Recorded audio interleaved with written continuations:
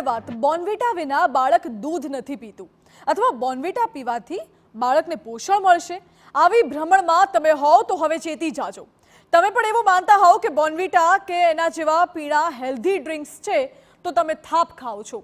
હવે સરકારનું ફરમાન છે કે બોર્નવિટા જેવા પ્રોડક્ટ્સના ઉપયોગથી કોઈ પ્રકારે તાકાત નથી આવતી એટલે તેને હેલ્ધી ડ્રિંક્સની કેટેગરીમાંથી હટાવવામાં આવે છે અને આ સાથે જ આ પ્રકારની તમામ પ્રોડક્ટના ઉત્પાદકો અને વિક્રેતાઓને મોટો ઝટકો મળ્યો છે।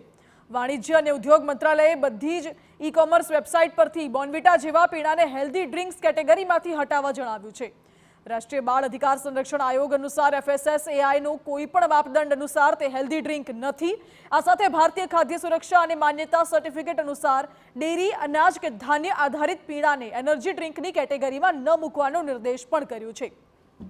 ત્યારે પેઢી દર પેઢી ઉપયોગમાં લેવાતા બોર્નવિટા જેવા પીણાને લઈને હવે કોઈ ગ્રાહક ભ્રમિત ન થાય તે અંગે પણ આ બાબત ખાસ બની રહેશે।